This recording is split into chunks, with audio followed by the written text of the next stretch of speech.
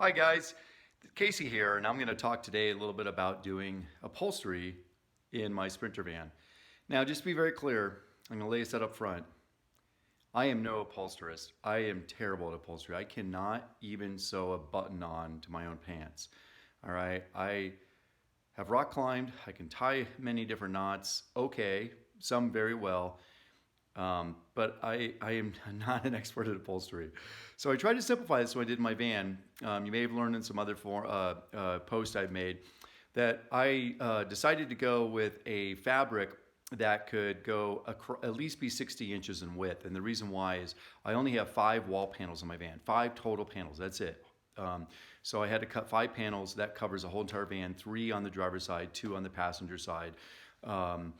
And mine is a 170, so the mid-length, the mid-height, and that means each of my panels is about somewhere around 55 to 50, somewhere between like 53 to 57 inches. So call it about 55 inches in width. They vary a little bit, unfortunately, for every single one.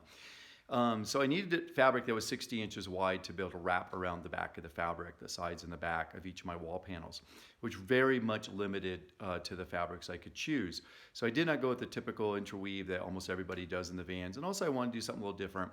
I decided to kind of go with a marine fabric, and I was really going to go with a marine vinyl that looked somewhat like a leather.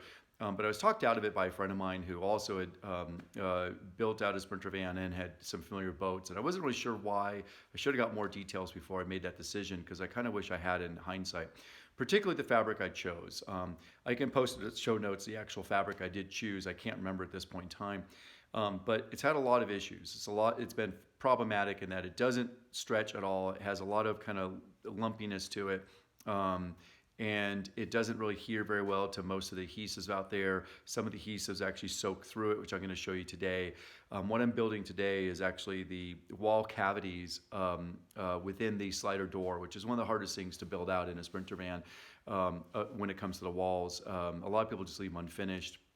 I felt like that's kind of silly. There's a lot of available space there, as in there's 3 pockets on the top side above, top side of the slider door to use for cubbies to put stuff in.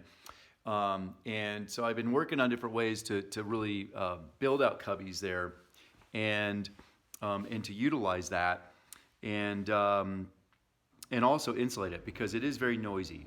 It's noticeably noisy. When I did not insulate it at all and I had the whole rest of the van insulated, including the slider door, except for those 3 overhead pockets in the slider door, I could noticeably hear the road noise coming in, especially when passing a vehicle on that side. You could hear the tire noise, the wind noise. A significant amount of road noise came in just in through that. It really goes to prove the point of insulating of the vehicle. It makes a tremendous difference.